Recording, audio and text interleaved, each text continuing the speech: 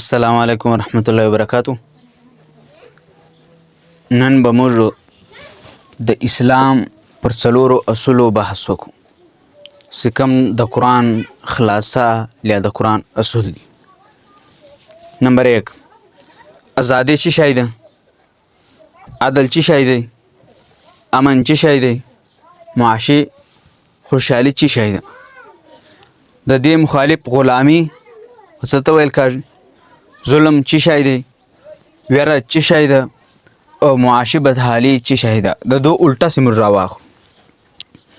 بیا به له دې بعده چې کله موږ دا ویډیو ختم کړو د نتیجې ته به موږ ورسېږو چې دا زموږ په خواږه ملک پاکستان کې اوس دا لوړ درې څلور اصول شروع دي او که دا لاندې څلور. نو دا فیصله به بیا تاسو پخپله وکئ چې کله دا ویډیو تاسې واروئ. ځئ شروع کوو. دین د اسلام چې کوم بنیادي څلور اصول لري: نمبر 1 ازادي، نمبر 2 عدل، نمبر 3 امن، نمبر 4 معاشي خوشحالي.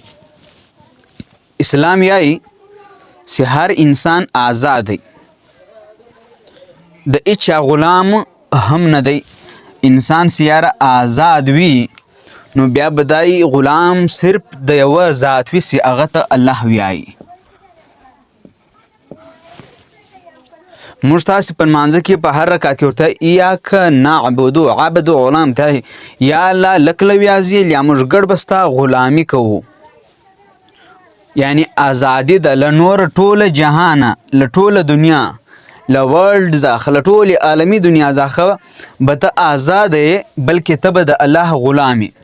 نمبر 1 ازادي به وي، پر غږېدا ازادي او پر تجارت ازادي، پر کاروبار ازادي، په تعلیم حاصلېدلو کې ازادي، په هر شي کې به مسلمان یا انسان مسلمان آزاد وي.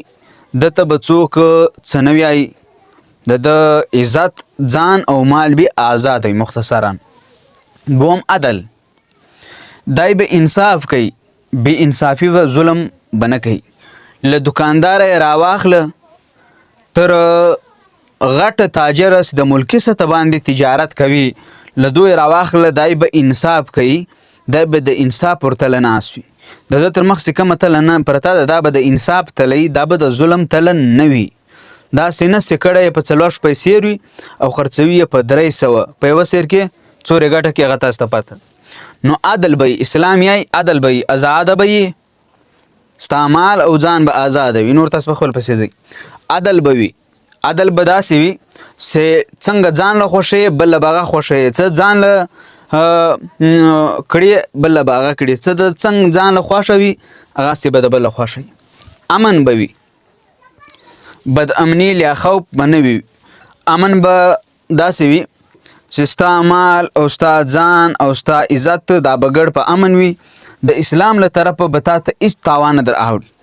اوس موږ چې کله پر سړي باندې السلام علیکم ورحمت الله وبرکاتو سو ورته یا یارو مسلمان ته، او بلکې دې سم دی چې افشو سلام، تاسو دا سلام ځله غوړوئ. معنا دا ده چې السلام علیکم پر تا باندې ده یا پر تاسې باندې د زما له طرفه امن وي. زه به تاسو ته ګوته هم در نږدې نه کړم. خو زموږ مسلمانان وروڼه هلته ورته السلام علیکم بیا تبر پر ونڅي، هلته ورته السلام علیکم بیا له ور پسې راواخلي، هلته السلام علیکم بیا په دوه ودرګئ ویې وهي. نو دغه امن نه دی. اسلام یې دریم اصول امن به وي. عزت ځان مال دلته اوس که د په جیب کې 50,000 اخیستی وي هم پر دغه ځای د توپانچه در ونڅي یا یې باسه شی موبایل هر شی چې شوي د سر باسي یا به یې ته باسي، نور به څه کې. نو امن به وي. نو اوس بیا موږ ګورو چې زموږ معاشره اسلامي ده او که غیر اسلامي ده. معاشي خوشحالي به وي، تا ته به هېڅ پریشاني نه وي، مهنګایي به نه وي، د خوراک شیان به تا ته پوره میلاوږي. له اوړو یې راواخله تر هره که په غاړه کېدلو سامان دی، که د په پښو کېدلو دی، چې تر کومه ځایه د وجود پټېدل، د نس ډکېدل او ځان پشوري کول، نو په دو کې به ته خوشحاله یې. داسې ظلم به نه وي چې مالدار به مالداره کاږي او غریب غریب کاږي. دا د پاکستان یا د ټولې دنیا پالیسي ده چې غریب به غریب کاږي مالداره به نور مالداره کاږي. یعنی پر ټول تجارت به د مالدارو خلکو قبضه وي. دا خو داس بم و د دو الټا غلامی ده چې ازادي ختمه سي بیا منځ له راشي غلامي. او غلامي موږ که تاسې مخکې ویډیو په یوټیوب وګورئ، غلامي هلته راځي چې کله ته د انسانیت له دایرې ووځي. د بندګانو غلامي هلته راځي چې کله ته د انسانیت له دایرې ووځي، په تا کې حیوانیت پیدا سي. بیا که کمزوری وي په شنه ډکې پسې به ځي، په شنه موټي پسې به ځي، په پیسو پسې به ځي، په غرض پسې به ځي. او که مالدار وي، زورور وي، طاقتور وي، برتور وي، شملور وي، نو بیا به ته پر خلکو ظلم کی، بیا به ډنډه چلوي، بیا به ګولۍ چلوي، بیا به هره نمونه لیبه له خلکو سکی. یعنی خلک غلامۍ له راشي، ازادي به ختمه سي، غلامي به وي. او چې کله انصاف ختم سي، دا د ټماټرو د الوګانو له ریړۍ له دوکانه یې راواخله، دی په دا کیلو کې له تاسو ظلم کی، دی په دا 15 روپۍ کې ظلم کوي.